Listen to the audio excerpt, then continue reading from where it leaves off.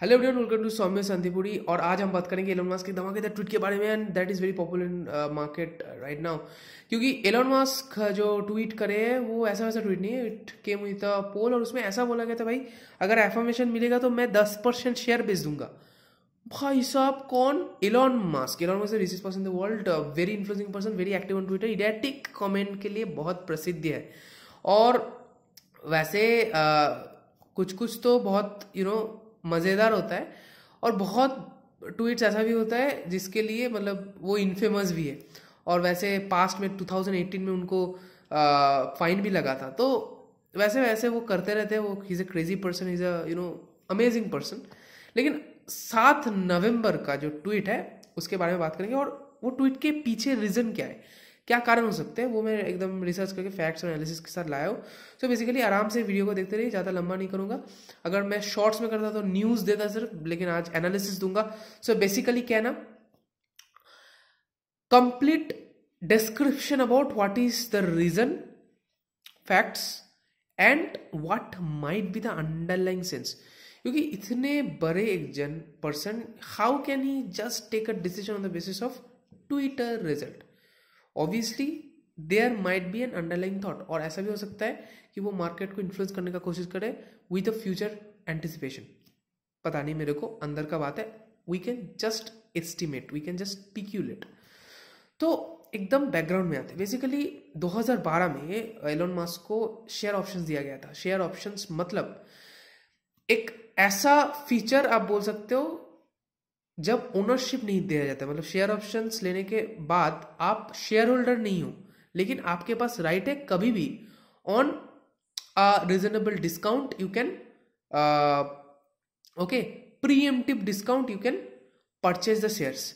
तो वैसे ही Elon Musk के पास 2012 से on the basis of performance appraisal उनको दिया गया था और 2012 से अभी तक अनएक्सरसाइज्ड शेयर ऑप्शंस पड़ा हुआ था। तो एलोन मस्क ऐसा बोला कि भाई मेरे को 3 महीने के अंदर वो शेयर ऑप्शंस को एक्सरसाइज करना है, नहीं तो वो एक्सपायर हो जाएगा और एक्सपायर होगा तो मैं बेनिफिट नहीं यूज कर पाऊंगा ना। तो इसीलिए मैं वो करना चाहूंगा, लेकिन मेरे पास पैसा नहीं है। I am financially poor. मतलब क्या, he is described as financially illiquid person, क्योंकि वो सैलरी नहीं लेते, रेम्यूनरेशन नहीं लेते। उनके रोजी रोटी कैसे चलते हैं?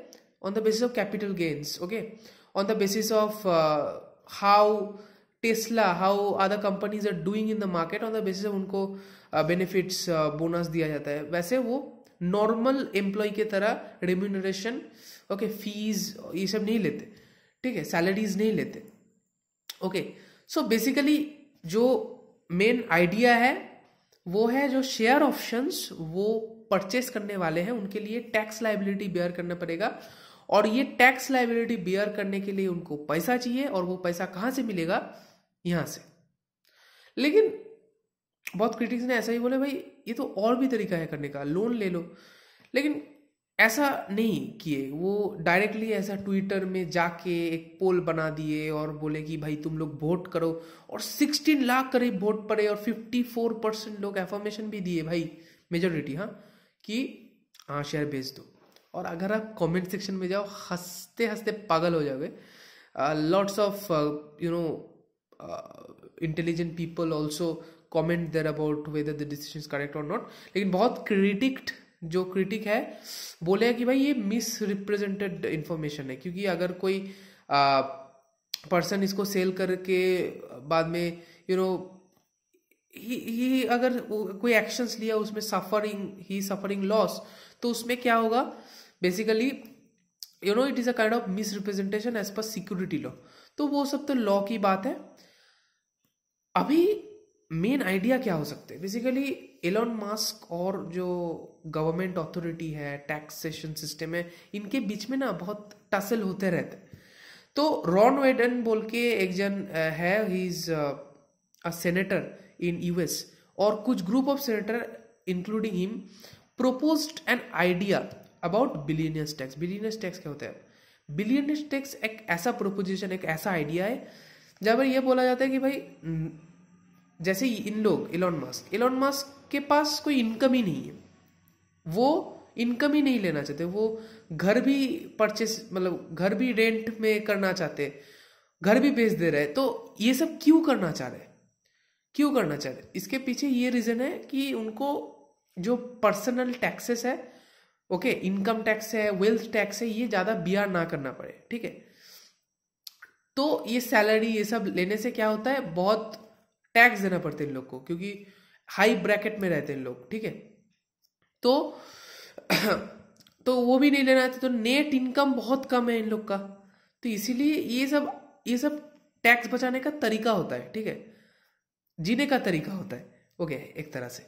तो इसीलिए जो सेनेटर्स लोग हैं उन लोग बोले कि भाई एक बिलियनियर्स टैक्स का, टैक्सेशन का कंसेप्ट लाते हैं, जहां पर on the basis of unrealised gains also, unrealised gain के ऊपर भी टैक्स चार्ज करेंगे। मतलब अगर शेयर्स आपके पास है और वो शेयर्स गेन हो रहा है on the basis of market high हो रहा है कि नहीं, ओके, मार्केट प्राइस अगर ऊंचा जा रहा है तो आपका गेन हो रहा है, लेकिन वो आप बेचे नहीं हो, अनरियलाइज्ड है अभी भी, तो वो अनरियलाइज्ड गेन के ऊपर भी टैक्स लगाएंगे, ठीक है। तो इसको लेके एलोन मस्क भी टॉन्ट किए थे। अब जो लैंग्वेज पर के समझ में आ रहा है, इसका भी थोड़ा टॉन्टिंग है कि भाई बहुत अनरियलाइज्ड गेन हो गया, ठीक है। तो ये भी हो सकता है।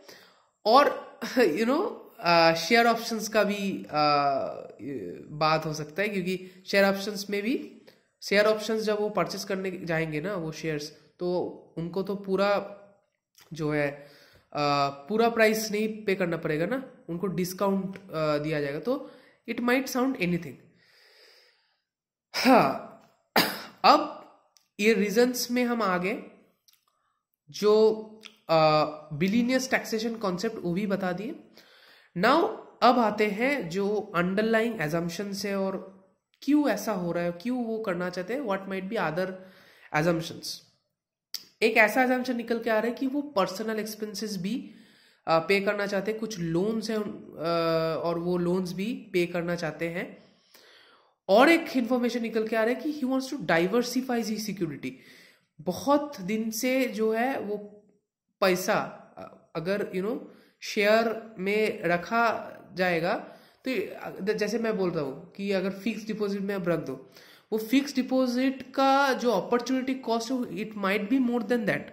तो वैसे ही एलोन मस्क वो पैसा निकाल के he might put into other investment.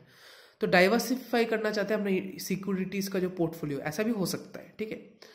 और एक बहुत धमाकेदार न्यूज ये है कि जस्ट वो ट्वीट करने के पहले उनके जो भाई है, ठीक है, उनके भाई वो भी शेयर बेच दिए बहुत ज्यादा अमाउंट का, ठीक है।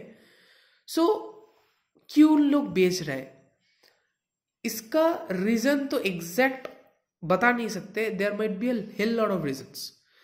लेकिन जैसा समझ में आता है वैसे जनरल सेंस में, कि पहले भी 2020 में एलोन मस्क का एक बहुत इंपॉर्टेंट ट्वीट था। I think I do not remember the exact date, 2020 और 2019, लेकिन he actually tweeted that Tesla stock price is too high in my opinion, okay, I am। तो बेसिकली टू हाई मतलब क्या, वो भी जानते हैं, एनालिस्ट भी जानते हैं कि स्टॉक प्राइस ओवर वैल्यूड है, ओके, ओवर वैल्यूड है। और ओवर वैल्यूड होने के बाद जैसे अगर स्टॉक प्राइस ओवर वैल्यूड है तब क्या दिक्कत आता है, जैसे ये कंसेप्ट में पहले ही बताया, बिलियनियर्स टैक्सेशन। तो अगर ओवर वैल्यूड है, on the basis of that over valuation, okay, on the basis of over valuation future में जो एलोन मस्क है और ज्यादा लायबिलिटी भुगतना पड़े, टैक्स लायबिलिटी भुगतना पड़े, ऐसा भी हो सकता है, ठीक है। और it might also be the reason that वो अपना जो मैनेजरियल स्ट्रक्चर वो ज्यादा ट्रांसपेरेंट दिखाना चाहते हैं, और जो प्राइस है वो अगर ओवर वैल्यूड रहता है तो वो ट्रांसपेरेंट नहीं रहता है, क्योंकि आप देखते हो मार्केट में तो बहुत ज्यादा प्राइस है, ओके, सिक्योरिटी का, लेकिन अंदर में क्या परफॉर्मेंस है वो एस्टिमेट नहीं किया जा सकता है प्रॉपरली।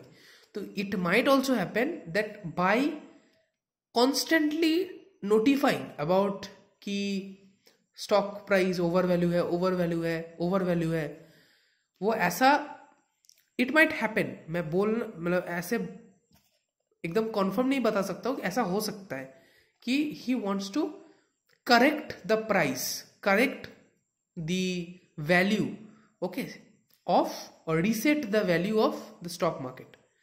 वैसे तो $1 ट्रिलियन छू के रखा है अभी, एकदम भयंकर तरीके से टेस्ला का मार्केट वैल्यू है अभी, ठीक है। तो वो चाहते हैं कि एकदम करेक्ट जो है उसके क्लोज एटलीस्ट आ जाए, तो यही है, ये भी हो सकता है, ठीक है। सो बेसिकली यही था जो कंप्लीट एनालिसिस है, और अच्छा लगा तो ऑब्वियसली लाइक कीजिए, शेयर कीजिए, और अगर आपका कोई भी ओपिनियन है आप ड्रॉप डाउन कीजिए, और आशा करता हूँ आपको वीडियो अच्छा लगा, और अच्छा लगा तो सब्सक्राइब भी कीजिए, ठीक है। नया नया वीडियोस आता रहेगा, and we are growing right now, तो आपका सपोर्ट रहा तो हम लोग बहुत आगे बढ़ेंगे।